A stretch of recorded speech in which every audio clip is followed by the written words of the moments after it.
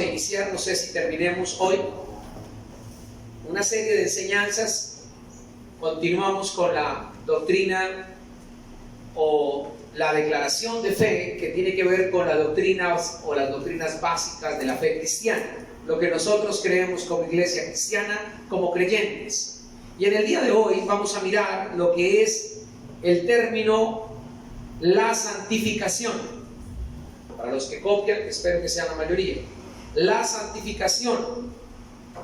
Y debemos comenzar diciendo que este es un tema bastante tergiversado en el ámbito cristiano. Así que como la salvación y como la santidad, la santificación es una palabra demasiado manipulada, tergiversada, mal enfocada, mal explicada, mal enseñada. Claro, para poder condicionar la mente de las personas.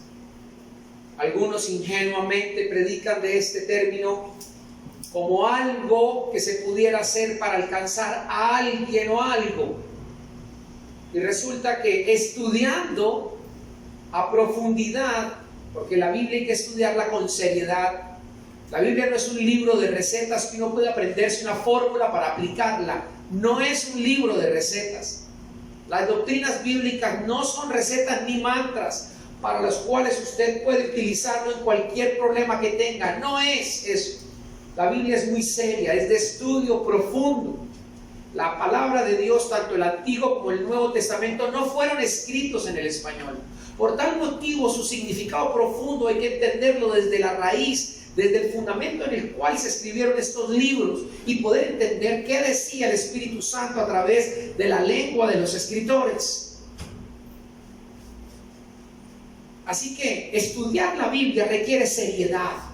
No es algo tan superficial, vuelvo y repito. En el Antiguo Testamento tenemos dos idiomas, uno preponderante que es el hebreo y en algunas partes el arameo, que es la lengua que Jesucristo utilizó o habló. Es una lengua muerta, ya no hay, sí, o no existe esa lengua, pero el hebreo sí, y su mayoría en el Antiguo Testamento fue escrito en hebreo y luego traído al español. El hebreo no hay vocales. Al traer la traducción al español, muchas cosas cambian. Y al cambiar, uno tiene que mirar la aplicación correcta del contexto de lo que viene diciendo. Y el Nuevo Testamento fue escrito en griego, un idioma inventado, por demás que la gracia del Señor se lo permitió a Alejandro Magno, para conquistar el viejo mundo. De manera muy joven, este muchachito, muy inteligente, desviado en su sexualidad, pero con una capacidad impresionante y una elocuencia y una inteligencia impresionante, creó el griego común, como el inglés, que fue la lengua en aquella época, en el tiempo de Jesús y toda la iglesia del primer siglo. Fue el griego común la lengua más hablada y más utilizada para comercializar. Y el Nuevo Testamento fue escrito en griego koiné, que significa ¿qué? Común. O sea que todo el mundo debía aprender griego para comunicarse. Por tal motivo, es necesario estudiar. La teología es importante. Teos, Dios, logía, estudio o tratado. Y uno no puede estudiar a Dios, sino que uno puede estudiar lo que Dios ha revelado. Amén. Por tal motivo es importante, nadie puede decir que al coger un bisturí ya puede operar, porque simplemente sabe que con el bisturí se abre o se raja. Se necesita ¿qué? Estudiar. Nadie puede decir que puede tomar la Biblia y empezar a hacer lo que la Biblia dice si ni siquiera entiende lo que la Biblia está pidiendo. ¿Cómo lo está pidiendo? ¿Por qué lo está pidiendo? Por Dios. No es un libro mágico, ni de recetas, ni de hechicería. Por eso, este término santificación, que lo vamos a ver esta tarde, en alguna medida, lo que alcancemos, es muy importante. ¿Qué pasa? ¿Qué viene a la mente de ustedes cuando escuchan la palabra santificación? Piense ahí un momentico, reflexione. ¿Qué viene a mi mente? Santificación, santificación. Bueno, comencemos diciendo que en el Nuevo Testamento, como en el Antiguo, la palabra santo significa apartado, diferente. Eso significa santo. Y santificación, la palabra compuesta por santo y on, que es santificación, es un proceso.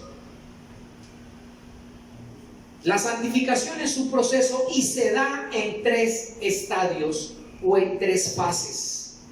Las vamos a estudiar. ¿Y por qué la Biblia no habla que la santificación se da en 3 fases? Porque cuando usted estudia la Biblia se da cuenta la aplicación de esa palabra y usted va a ver que se aplica en 3 formas diferentes. Entonces no es lo mismo la primera fase que la segunda y que la tercera.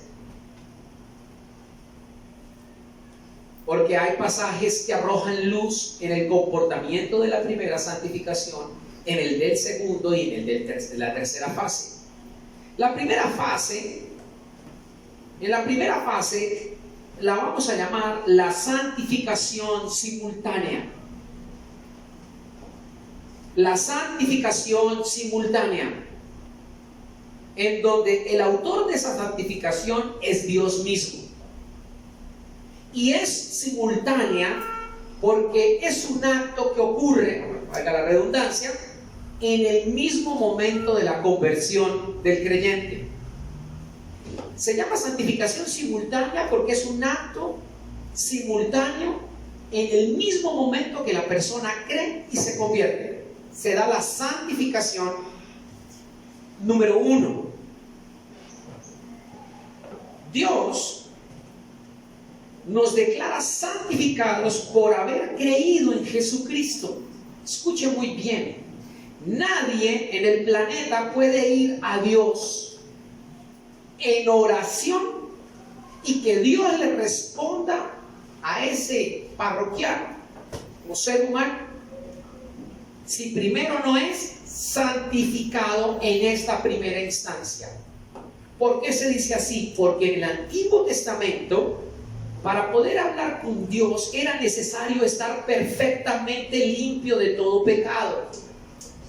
Y se hacía una vez en el año. El sumo sacerdote entraba al lugar santísimo donde estaba el arca de oro de pacto con los querubines hacia adelante inclinados, donde estaba la tabla de la ley, la vara de Aarón y el maná del desierto, símbolo de la autoridad de Dios delegada ahí en Moisés. Y ahí se hacía presente el Señor en una columna de fuego. Y si el sacerdote no había hecho la expiación correcta, el Yom Kippur, la enseñanza de la limpieza de todo el pueblo, y se presentaba ahí con un error, era matado por la santidad de Dios, porque el pecado no puede estar delante de Dios, mucho menos el pecador. Le amarraban alrededor de la cintura al sumo sacerdote un cordel fuertemente con unas campanas, porque él tenía que danzar al ritmo de la música mientras presentaba la ofrenda y rociaba con la sangre del cordero, la expiación, todo el lugar, la sangre, porque la sangre es la que limpia el pecado. Y entonces, si se había hecho el sacrificio correctamente, el Señor bajaba, la tierra temblaba, las carpas, todo el mundo afuera observando este espectáculo, se postraban y se tiraban, no como nosotros, arrodilladitos, medio arrodilladitos, que nos duele la rodilla, que ay, qué problema arrodillarse uno, sino que todo el pueblo, casi 3 millones de personas, en ese momento se postraban así en forma de cruz en la tierra, pegando su cara a la tierra. La tierra temblaba, el Señor se hizo presente, caía esa nube de fuego, ahí temblaba el tabernáculo, la tierra temblaba y todos de temor adorando al Señor. Y el sacerdote vivo,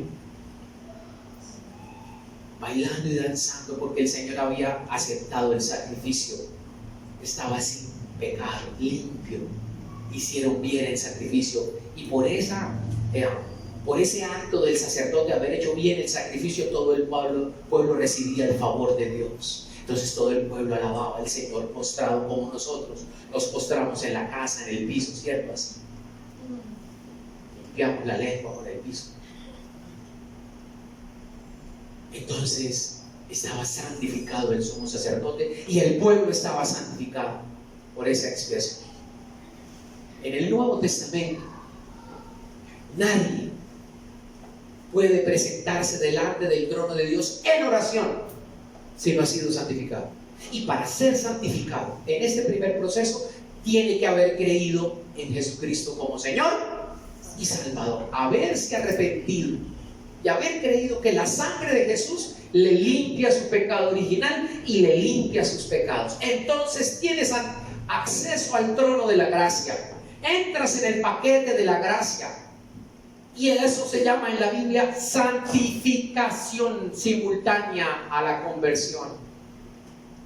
Y ese estado no es producto de tu misericordia, ni de tus buenas obras, ni de tu exaltación, ni siquiera tu fe o mi fe. Eso es producto de Dios. Dios lo ha hecho en cada creyente. En Efesios capítulo 1 dice lo siguiente. Vayan a Efesios, por favor. En el versículo número 4 dice así, Efesios 1:4. Vamos a ver bastantes versículos, así que mantengan su Biblia prendida y abierta. Según Dios nos escogió en Jesucristo, dice el 4, antes de la fundación del mundo, para que fuésemos hechos ¿qué? Santos y sin mancha delante de Él. Quiere decir que el Señor Jesucristo nos hizo ¿qué? Santos. ¿Quién se hizo santo? ¿Quién se hizo santo? Nosotros por Jesucristo. ¿Yo puedo hacerme santo? Yo no puedo hacerme santo. Lean bien el versículo. ¿Quién nos hizo santos? Jesucristo. Es Dios a través de Jesucristo. Dice, en Él fuimos hechos ¿qué? Santos. Él nos hizo a nosotros santos. Entonces no está bien dicho decir, es que yo no soy un santo, porque es un término romanista, de la religión romanista o del romanismo, porque el romanismo enseña que uno se puede hacer santo. ¿Cómo? Dejando los bienes, dice no volviendo a pecar, haciendo voto de castidad, no volviéndose a vestir con ropa, sino colocándose, rapándose el pelo. Entonces esa persona se mete en un monasterio, se mete en un convento, no vuelve a salir o sale poquito, se pone unos hábitos, y si es que alcanza a ser ¿qué? Santo. Si lo declara el romanismo santo, si dice que cuando después de muerto hace milagros o es bueno, según sus obras puede ser ¿qué? Santo. La Biblia dice que no es así. Yo no sé qué Biblia enseña. Esta Biblia, que es la misma de los romanos, solamente que no tiene los apócrifos, pero es la misma, dice en Efesios 1:4, ¿qué? Que en Él, y que fue Él el que nos hizo santos. Esa palabra santo, se dan cuenta que no dice santificación ni santidad, sino que dice santos. Está relacionada directamente con el proceso de santificación en primera instancia con relación a la conversión. O sea que una persona que no es cristiana, tenga religión, sea atea o lo que sea, llega a ser santa, o sea, santificada en el momento en que se convierte al Señor por la fe. Ese proceso fue elaborado por Dios. Ese plan, dice ahí en el versículo 4, lo escogió Dios antes de que todo el mundo existiera, dice ahí. La única forma de Dios, que Dios nos acepte con todo y pecado, es porque nos ve santos y santificados. Para que Dios pueda vernos, no porque Él no nos pueda ver porque Él es omnipresente, sino para que Dios pueda aceptar nuestro sacrificio de perdón, para que Dios pueda aceptar nuestras obras, para que seamos gratos a los ojos de Dios, tiene que haber ocurrido este primer proceso. en donde llegamos a ser ¿qué? Santo. Hijos santos de Dios. Solo por Cristo. ¿Y por qué? Porque viene, por este motivo, Él nos adopta. ¿Por qué? Lo vimos la semana pasada. Porque el Espíritu Santo viene ¿a qué? A morar en nosotros. Cuando un cristiano ora, no ora como un hombre natural, sino como un hombre ganado y limpiado por la sangre de Cristo. Entonces el Señor dice, la sangre de Cristo es efectiva en él, porque tiene a mi hijo en él. Entonces lo escucho, entonces lo miro y lo amo, así como Cristo amó a la iglesia y se entregó por ella. Entonces le respondo, entonces mi misericordia se pone sobre él, entonces lo amo, así como mi hijo lo amó. ¿Hasta dónde? Hasta la muerte y muerte de cruz. Entonces Dios nos ve. ¿Me entienden? Que Dios nos parábolas ahora. Si no, no parábolas. Y más bien para la vara del juicio, que es lo que va a hacer un día el Señor sobre el planeta para los que no han querido creer.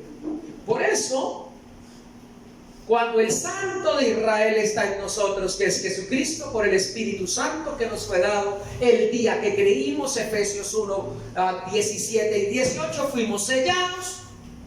Cuando usted ora al Señor, esta santificación se aplica a nosotros en ese momento y nunca, escuchen muy bien iglesia, nunca usted deja de ser santo, santificado.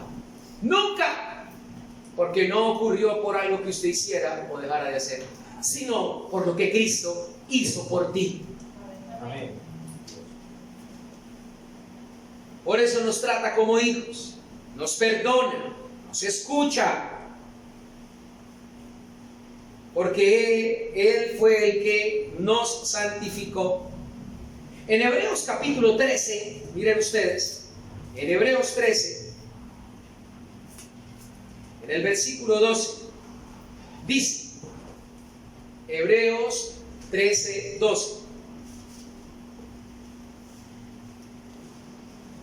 por lo cual también Jesús, ¿para qué? Santificar al pueblo mediante su propia sangre, padeció fuera de la puerta. O sea, no fue dentro de las puertas de Jerusalén que Él murió, sino que afuera de las puertas de Jerusalén. Quiere decir esto que la salvación no solamente es para los judíos y los israelitas, sino para todos los que se acerquen a Él, que quieran ser considerados santos. ¿Quién no quiere ser considerado limpio y puro delante del Dios de los cielos y la tierra, por Dios? ¿Quién es el que va a decir que su propia justicia humana puede hacerle santo y bueno? La naturaleza nos grita que somos ¿qué? Malos.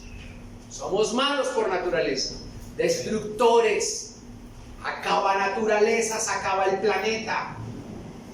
La misma tierra gime, dice Primera de Corintios, allá capítulos 7, 8 y 9, con dolores de parto, esperando la manifestación de los hijos gloriosos de Dios.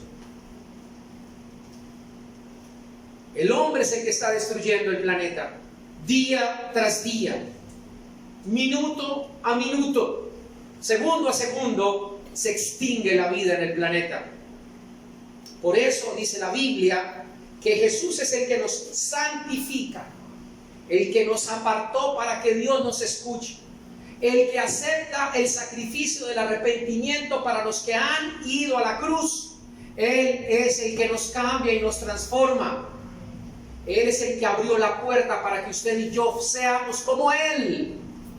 La Biblia dice en Romanos capítulos 8 y 9 que Él clama por nosotros dentro de nosotros mismos, que Él habla por nosotros al Padre e intercede por nosotros. Eso no lo hace con cualquiera, sino con los que ha adoptado, con los que ha santificado en el momento de su conversión, porque el único que puede convertir es Dios. Nadie puede convertirse a sí mismo en Cristo, jamás. El que dice que la vida cristiana es difícil es porque lo hace en su carne. La vida cristiana es una rendición todos los días de nuestra propia naturaleza a la naturaleza divina de Dios, donde opera el poder de Dios. Amén. Para que opere el poder de Dios en un creyente se necesita que usted y yo nos arrepintamos. Amén.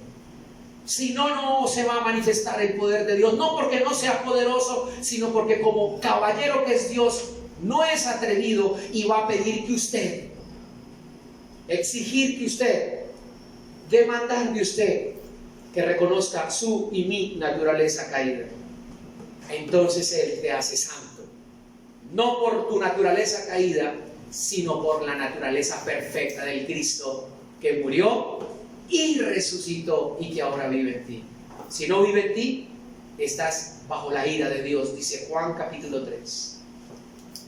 Quien no se ha arrepentido, quien no ha ido a la cruz y cree que puede ser santo por sus obras, la ira de Dios está sobre su cabeza. Vayan ustedes a Juan capítulo 3 y se darán cuenta de esta revelación del Señor en su palabra.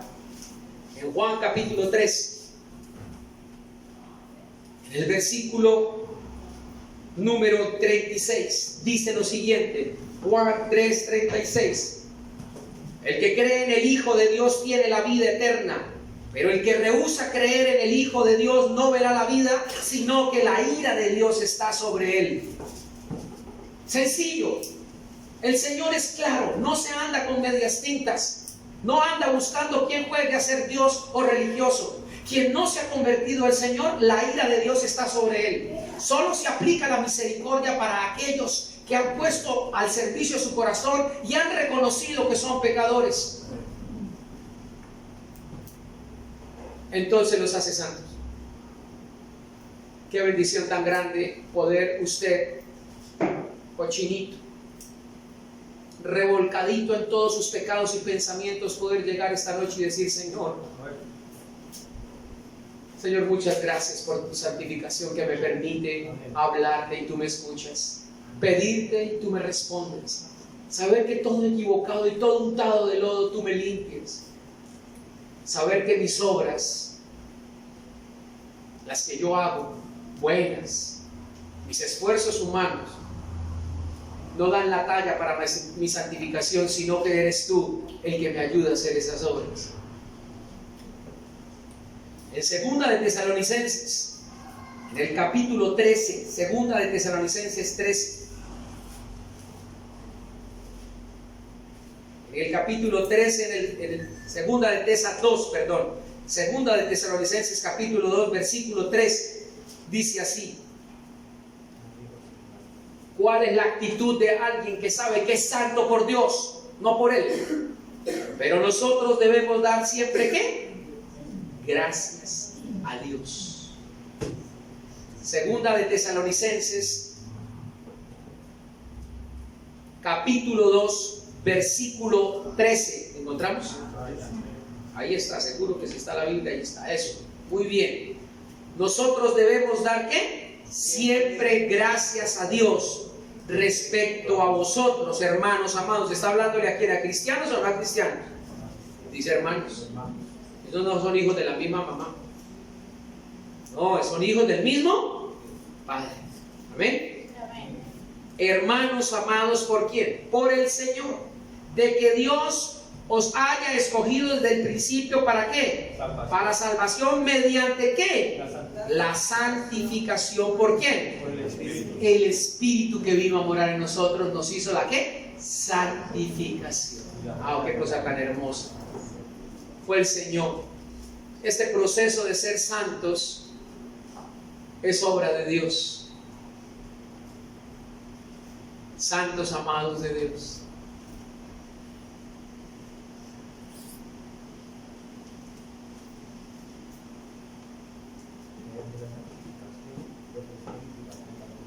Somos santificación por el Espíritu de Dios que nos hace santos.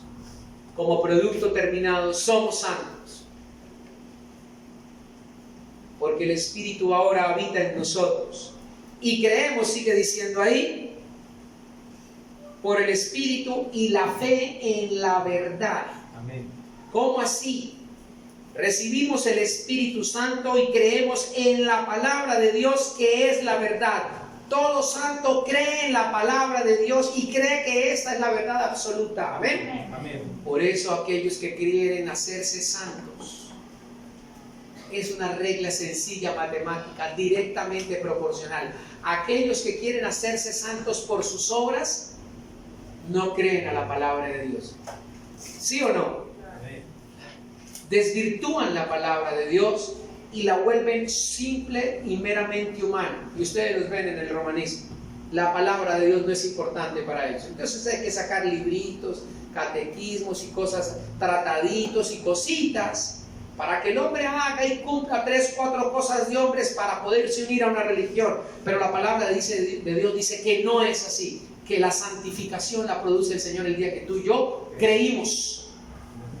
Por eso para el santo la palabra de Dios es indiscutiblemente la verdad de Dios. Amén. Por la cual hay que vivir, en la cual hay que navegar, en la cual hay que vivir y sentarse cada día, obedecerla cada día. Quien no se nutra de la palabra de Dios, quien no busque al Señor en su palabra, quien no insista y quien no se enamore de este libro que lo lleva a la persona de Jesucristo, no se ha santificado.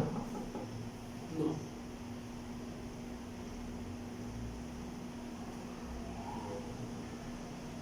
Cuando uno está enamorado de Dios, uno busca a Dios.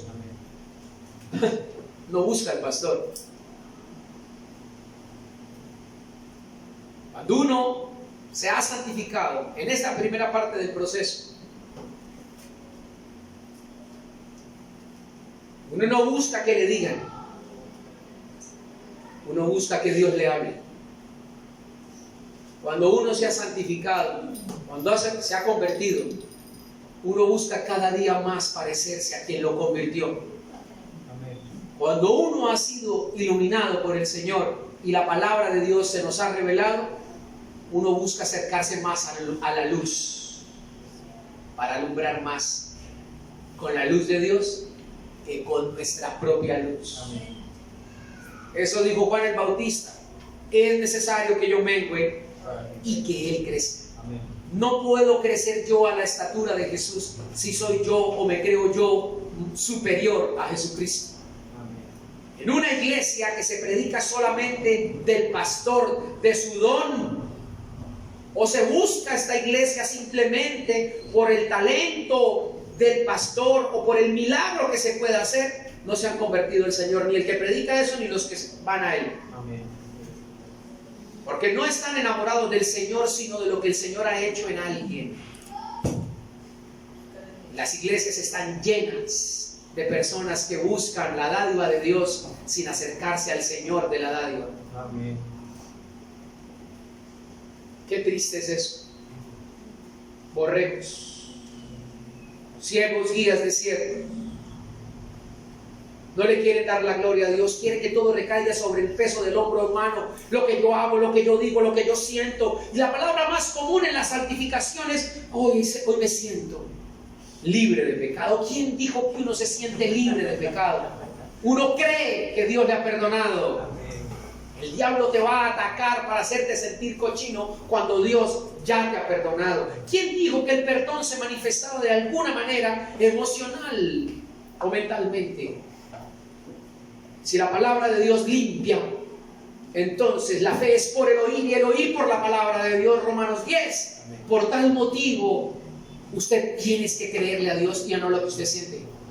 Lo que usted siente va en un segundo o en un tercer plano. No es el norte ni la punta de lanza del crecimiento del cristiano.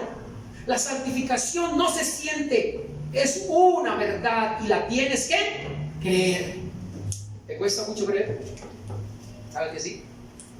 Porque la carne humana, el ego, siempre está buscando recompensa y decir: yo me la gané así, yo la sudé, yo hice alguito, Señor. Y si ustedes van a Efesios 2, 8 al 10, anótenlo ahí, se van a encontrar que la gracia, la fe, el perdón, la paternidad en Dios, todo lo que usted cree hoy en día es un regalo del Señor. Amén. No ha salido de ningún corazón. Usted no puede llegar al trono de Dios y decir: yo te creí, por eso me salvé. No, si fuese así, entonces la gloria de Dios no sería toda para él, sino que el hombre tendría algo de gloria en su humanidad. Y así no es. La Biblia no enseña eso de tapa a tapa. En Primera de Pedro, señores, en Primera de Pedro,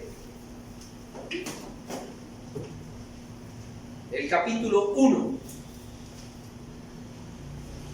en el versículo 2 dice lo siguiente: elegidos según la presciencia de Dios Padre. Elegidos según la presciencia de Dios Padre, ¿en qué? ¿Ya lo encontraron en sus Biblias? Primera de Pedro capítulo 1 versículo 2. Amén. Según, elegidos según la presciencia de Dios Padre. Esa palabra no es que esté mal escrita, sino que casi no se pronuncia ni se enseña. La presciencia significa antes de que las cosas fuesen reveladas, antes de que la ciencia descubriera las cosas. Pre y post, acuérdense, posciencia después de la ciencia, presciencia antes de la ciencia. Según la presencia de Dios Padre en santificación del Espíritu, para obedecer y ser rociados ¿con qué? Con la sangre de Cristo. Gracia y paz os sean multiplicadas. Amén. Antes de que nosotros hiciésemos algo por ello, nosotros fuimos santificados por la sangre de Dios en su Hijo Jesucristo. Antes que la humanidad descubriera esto, Dios ya lo había programado así, que así fuese. No hay gloria humana aquí, no hay manos humanas. Usted simplemente tiene que creerlo. Sencillo, creerlo.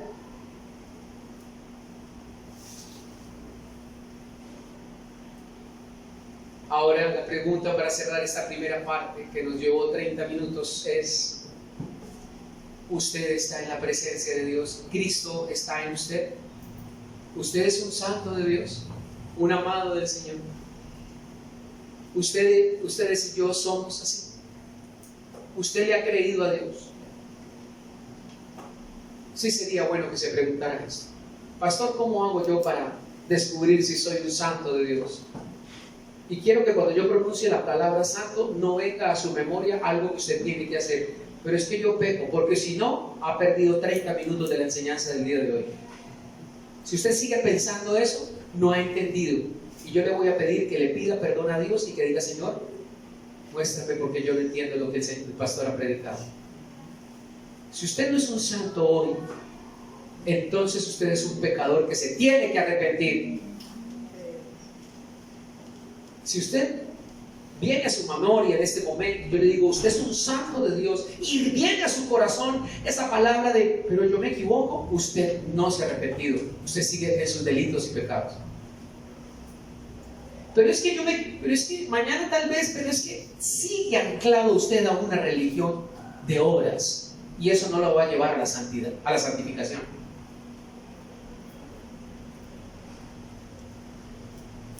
Y la religión es maldita. La religión es uno de los elementos inventados por el hombre de mayor maldición que hay en el planeta.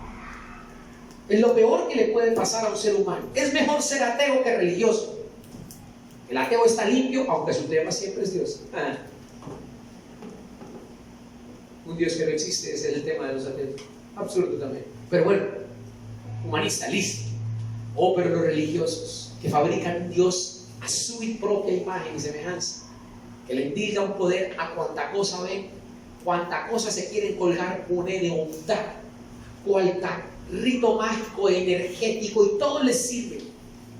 Y pueden tener 1000 creencias, pagar toda la plata para ser bendecido, vestirse de blanco, de negro, de rojo, de azul, y todo lo que la religión trae es una esclavitud. Es una cadena y un eslabón difícil de romper, ¿sabían? Porque se han enseñado a que la bendición que tienen de parte de Dios la han pagado. Por Dios, qué blasfemia. La han comprado o la pueden comprar con lo que hacen, o aún con lo que dicen.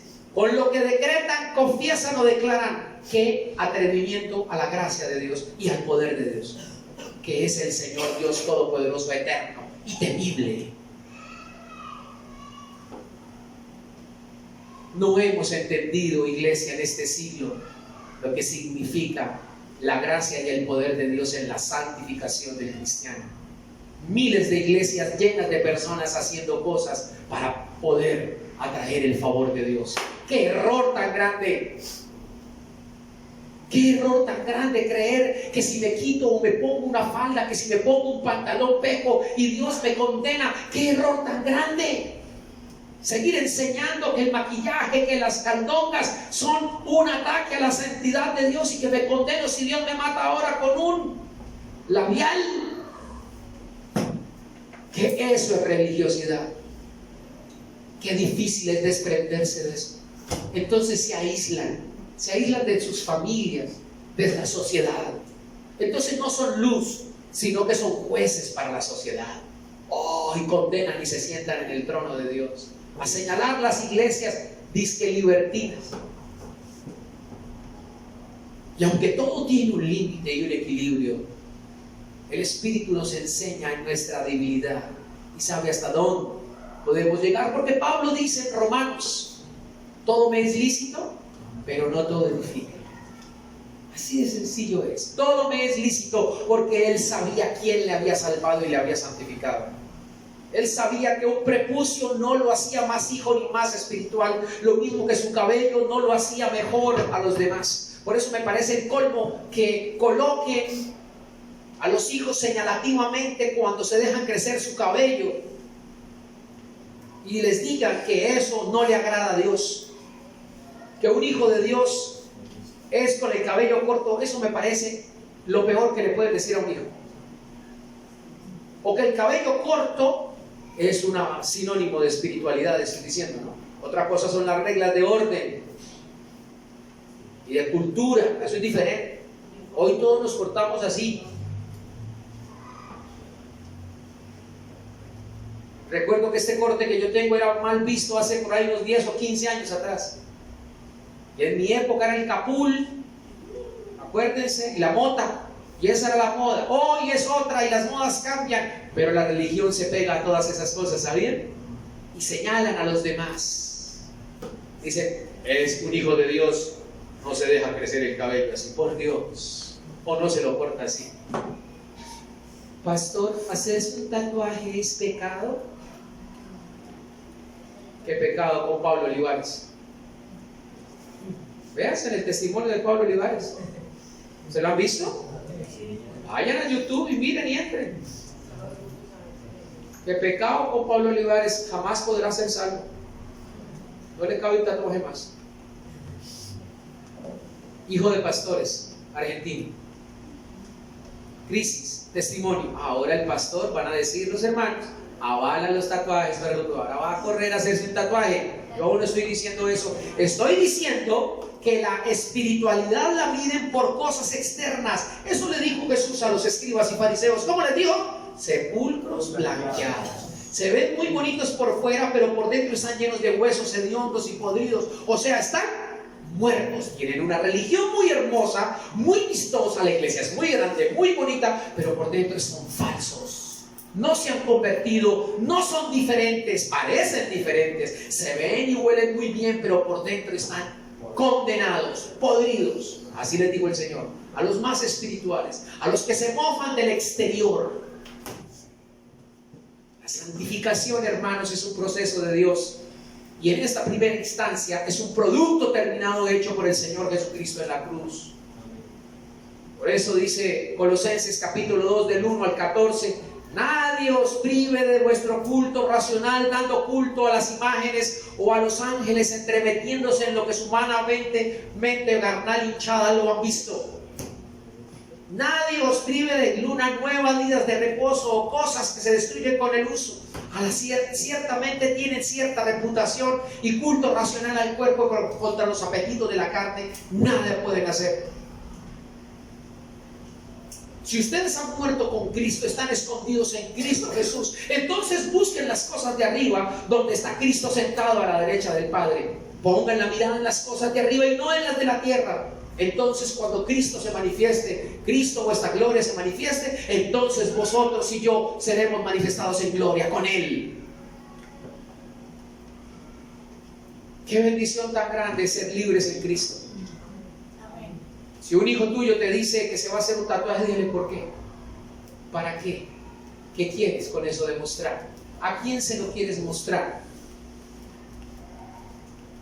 Pastor, pierde la salvación. No has entendido que la obra es del Señor. Estás en tus delitos y pecados. Eres un religioso o una religiosa. Ten una conversación con tus hijos. Explícales lo que es el templo del Espíritu Santo del cuerpo. Porque hacerse un tatuaje es también tan malo como comer mal. Comer mal ataca y daña el cuerpo de manera directa y te recorta la vida. Arriesgarse a hacer un tatuaje es menos riesgoso que comer mal. ¿Sabían ustedes eso? ¿Vieron en el video ahora? El riesgo de un tatuaje, lo digo porque los jóvenes me lo preguntan todo el tiempo y sé que será un tema durante todo este año de colegio. Pero yo tengo la herramienta y el as bajo la manga. Dile el riesgo que hay al hacerse un tatuaje, lo que significa la jeringa y el micropunta y lo que significan los colores artificiales y naturales para hacerlo. ¿En manos de quién te vas a entregar? ¿Sabes si es un profesional? ¿Ha estudiado medicina? Porque eso es perforación de la piel. Eso nunca se puede volver a quitar. Ahí va a quedar para siempre. Será una marca, te distinguen. Hagan lo bueno o hagan lo malo. Dicen, sí, por el tatuaje que tiene acá. Y lo descubrirán. Más si se hacen tatuajes visibles, donde el ojo lo ve todo el tiempo. Pero bueno, ¿se trata de condenación o salvación? No. ¿Se trata de santificación esto? No. Porque no es algo que el hombre haga o deje de hacer. La santificación es algo que Dios ya hizo en Cristo Jesús. No tiene que ver con la carne. ¿Amén? Amén. Hermanos,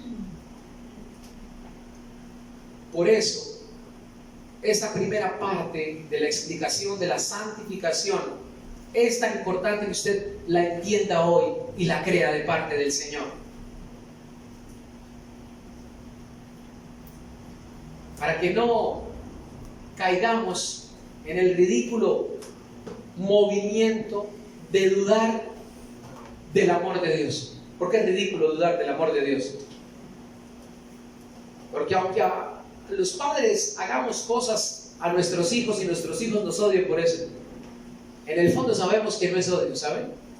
En el fondo, cuando nuestros hijos lloran porque les hemos infligido dolor por alguna circunstancia, correcta o incorrecta, en el fondo los hijos saben, y los padres también, que se aman unos a otros, ¿o no?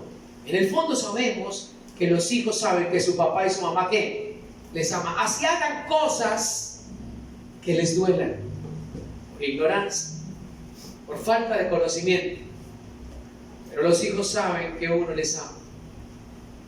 Y aunque haya sido muy duro el correazo, la indiferencia, la sequedad o el aislamiento, sabemos los que somos padres que daríamos la vida por nuestros hijos. ¿Amén? Amén.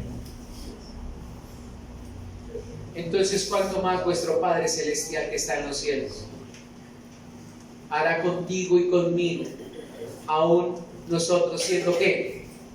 Tan equivocados? Por eso la primera santificación es un acto que Dios realiza solito. No pide ayuda de nadie.